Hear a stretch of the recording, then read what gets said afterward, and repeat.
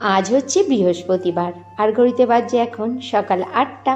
আর আজকে ব্লগটা এখন শুরু করছি।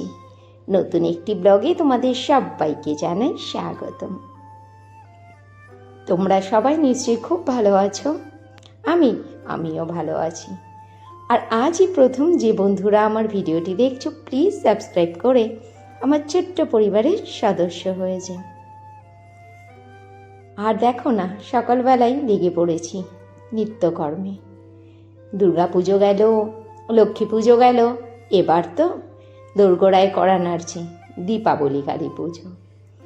আর দুর্গা পুজোতে ঘরদোরগুলোকে নতুন করে সাজিয়েছিলাম, দীপাবলি কালী পুজোতেই বা কেন বাকি যায় বলো তো। তাই ভাবলাম আজ আবার ঘরের সব বেডশিট, পিলো কভার এগুলো চেঞ্জ করে দিই, নতুন করে আবার ঘরদোরগুলোকে সাজিয়ে ফেলি। আমাদের এখানে দীপাবলি কালী পুজোটা খুব ধুম করে হয় জানো। রানাঘাটের কালী পুজো কিন্তু খুব নাম করা। আর সব থেকে মজার বিষয় শুনবে, আমাদের এখানে আমাদের বাড়ির আশেপাশেই কিন্তু সব থেকে বড় বড় পুজোগুলো হয়। আমাদের বাড়ি রানাঘাটের পূর্ব পাড়ে, আর পূর্ব পাড়েই কালী পুজোটা সব থেকে বেশি হয়। আর কালী পুজোতে আমাদের এখানে খুব মজাও হয়। প্রতিদিন গেলে ঠাকুর দেখা, কত কিছু। আর কালী পুজোতে কতগুলো অনুষ্ঠান তার আগে আসা শুরু হয়ে যায় বলো। সেই ধনতেরাস থেকে শুরু হয়ে যায় আমাদের কালী পুজোর আনন্দ। ধনতেরাসে কত কিছু না, কেউ সোনা রূপো কেনে, কোনো না কোনো ধাতুর জিনিস, পেতল তামা, কেউ বা ঝাঁটা লবণ, কত কিছু। আর ধনতেরাসে অনেকে আবার লক্ষ্মী পুজোও করে না। আমাদের মধ্যে আবার সেরকম কোনো নিয়ম নেই। আমরা ধনতেরাসের উপলক্ষে আগে তো কিছু করতামই না। আমরা বড় শুনে শুনে ব্রাহ্মণ টাইপের। আগে বাঙালিদের মধ্যে ধনতেরাসের কোনো কিছু ছিলই না। আর এখন অবাঙালিদের কাছ থেকে দেখে দেখে আমরাও ধনতেরাস পালন করতে শিখে গেছি। আর যখন ছোট ছিলাম তখন ধনতেরাসটা কী জিনিস জানতামই না। আর এখন আস্তে আস্তে ধনতেরাসটাও কিন্তু আমাদের অবাঙালিদের মধ্যে ভালোই প্রচলন হয়ে গেছে। বাবা, এবছর আর সোনা কেনার সাধ্যই হবে না। যে পরিমাণে সোনার দাম বেড়েছে, আমাদের মতো মানুষের পক্ষে আর মনে হয় না 1 গ্রামও সোনা কেনা সম্ভব। প্রতি বছরই ছোট হলেও একটা কিছু কিনি, কিন্তু এবছরটা মনে হয় না আর কিছু কেনা হবে।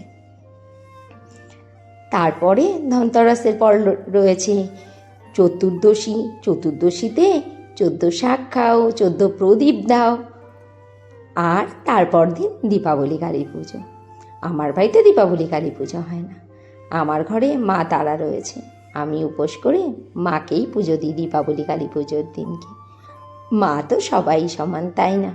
বড় মাও যিনি, মা তারাও তিনি, রক্ষাকালীও যিনি। আর দীপাবলিতে যে আমরা শ্যামা মায়ের পুজো করি, তিনিও একই, মায়েরই নানার। তাই আমি আমার ঘরের মা তারাকেই দীপাবলি পুজোর দিনকে পুজো করে নিই। দেখো না, তোমাদের সাথে কথা বলতে বলতে আমার বিছানাটাও গোছানো হয়ে গেল। আর কাল যে জামা কাপড়গুলো কেচেছিলাম, এগুলোও সব গুছিয়ে রেখে দিচ্ছি যথাস্থানে। হ্যাঁ, প্রতিটা জিনিসপত্র আমাকে একদম জায়গায় রাখতে হবে। আর না হলে বাড়িতে চিৎকার, আমার গেঞ্জি কোথায়, মোজা কোথায়, রুমাল কোথায়। মেয়ে বলবে মা আমার ওই টপ কোথায়, ছেলে বলবে বেল্ট কোথায়, মানি ব্যাগ কোথায়। সব কিছু তাদের একদম হাতের কাছে গুছিয়ে রাখতে হবে। না, সকালের কাজকর্ম প্রায় শেষ হয়ে গেল। ঘরদোরগুলো ঝাঁটও দিয়ে নিলাম। আর মোছামুছিটা ওইটা করব দুপুরবেলাতে, রান্নাবান্না সেরে নিই।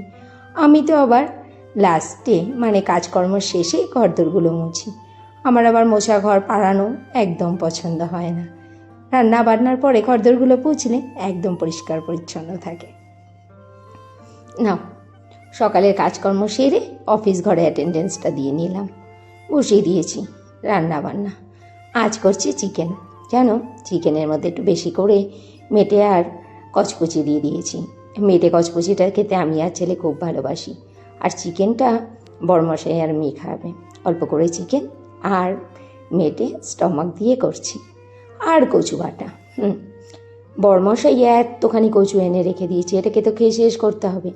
আজও সেই রসুন কালো জিরে দিয়ে কচু বাটা করছি।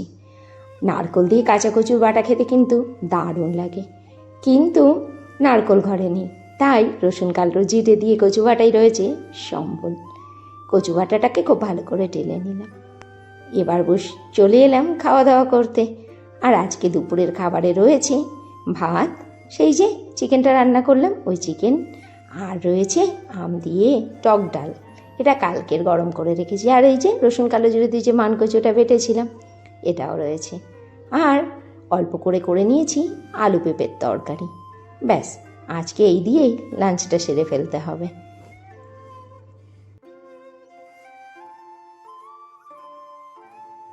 আবার ফেরত চলে এলাম রাত্রবেলাতে। এখন ঘড়িতে অনেকটাই বেজে গেছে, প্রায় 10:30 মতো। আমার বাড়ির সামনে ওই আশেপাশের 2-1 বাড়ির লোকজন দাঁড়িয়ে একটু কথা বলছিল। আমি বারান্দা দিয়ে দেখতে পেরে তাদের সাথে গিয়ে একটু যোগ দিয়েছিলাম। এই জন্যই আজকে রুটি করতে একটু দেরি হয়ে গেল। আমি আমার ছেলেমেয়ে খাবো রুটি আর চিকেন, আর বরমশাই খাবে সেই যে দুপুরের ভাত, ডাল, কচু বাটা আর চিকেন রয়েছে এই দিয়ে। তাহলে আজকে ব্লগটা এখানেই শেষ করছি।